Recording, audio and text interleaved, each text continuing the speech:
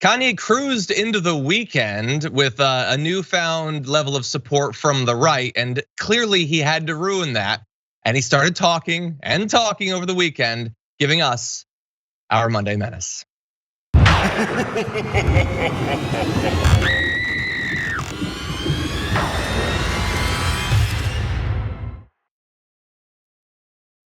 Yes, almost like dominoes falling, Kanye began to be banned from different social media accounts. We'll talk about all of them, but the most important one, the most pressing one, is what caused his Twitter account to get locked. Here's what he wrote: "I'm a bit sleepy tonight." Word of advice: if that's the beginning of your tweet, just go to sleep, buddy. Just go to sleep. Anyway, "I'm a bit sleepy tonight, but when I wake up, I'm going DEFCON 3 on Jewish people." Sorry, if you're on the podcast, I wanna make clear that the Jewish people is in all caps. The funny thing is, I actually can't be anti-Semitic because black people are actually Jew. Also, you guys have toyed with me and tried to blackball anyone who ever opposes your agenda. If you're on the podcast, you need to know that not only is there no punctuation whatsoever, there's weird spacing that makes this really read like a ransom note or a Roseanne Barr rant. So anyway, that has been labeled by many as anti-Semitic, or by Reuters as allegedly anti-Semitic. I don't know, Dan, when you say that you're going DEFCON 3 on a religious group, I feel like you're inviting the anti-Semitism label. It's not only that, John. It's like he was on the Tucker Carlson show just a couple days earlier saying that the reason the entire reason that Jared Kushner had made any deals in Israel was, because it's to make money, obviously. That's how those things go. And Kanye was even thinking of himself as being cute, like, "Oh, Teehee, am I allowed to say that on your network?" And Tucker Carlson, with the crud-eating grin that he always has, "Sure, go ahead. You could totally say that on my network. This is free speech." He literally said, "We're about free speech here. We don't care what you say." Especially if it's what the Anti-Defamation League notes is like obscenely anti-Semitic. Not only goes against, like it plays into an oddly anti-Semitic trope in a lot of different aspects of rap music that I've talked about in my podcast Audio Face very recently, but it also has to do with Ye sort of like seeking attention in the weirdest, most destructive ways possible. Let's keep in mind here, like, yes, maybe he's going through an episode, maybe not, but I wanna make it clear, just like with the Roseanne Barr situation, there are not medicines you can take or mental states you are under that make you more of a bigot. That stuff is already there. There are just inhibitions that are lessened because of different situations we're in. But that stuff, being bipolar doesn't make you an anti-Semite. Yeah, exactly. No, you might think that you found a link between bigotry and a substance, but it's probably just a correlation. Like, yes, a lot of those people are big fans of ingesting ivermectin and colloidal silver, but it's not a causal relationship that we're identifying there. Anyway, what I love about this statement isn't just the weird anti-Semitism, the DEFCON thing, which, it's that he seems to understand in his foggy state. He still understands that he's probably gonna get criticized for being anti-Semitic. And so he makes this claim that he can't be anti-Semitic because black people are actually Jew. This doesn't appear to be saving him, Dan. Do you think this is going to help him out at all, that preemptive defense?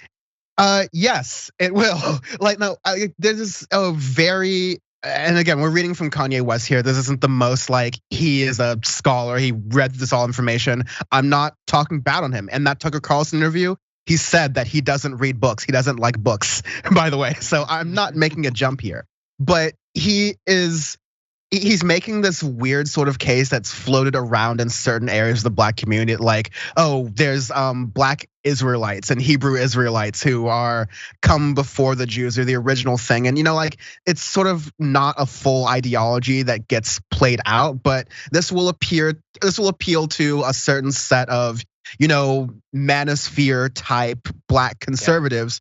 Who are looking for, just another reason to say, hey, well, you know what? I like conservatism and I like Trump and I like all these things that are ultimately detrimental to marginalized communities, including the black community. But ultimately, I'm fine with that because, oh, look, Kanye West approves of it and there's a black guy approving it. And also it helps me with my bottom line, and all this misogyny doesn't personally affect me.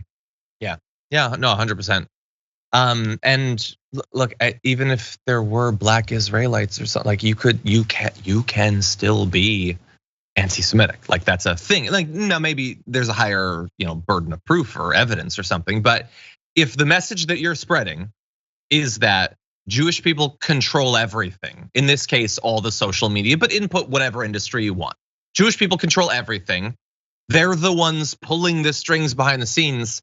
I don't care at that point if you're a rabbi, it's anti-Semitic, that's what it is. If that's not anti-Semitic, I don't know what is supposed to be at this point. And look, as is often the case on the damage report, we're joking around a little bit, okay? We're smiling, okay? It's not a viral, bit of advertising for the movie Smile. This is a defense mechanism. But let's be clear, this is bad, okay? And if you are, if you're Jewish and you're worried about what this might lead to, knowing that there has been a lot of lethal violence against Jewish communities, community centers, synagogues and all that, then I get it. I get why you're worried about this. This is as someone pointed out, Kanye West has, I didn't do the math, that's what they're saying, has more Twitter followers than there are Jewish people. I don't know if that's true, that's what they said. And so he has a very big platform.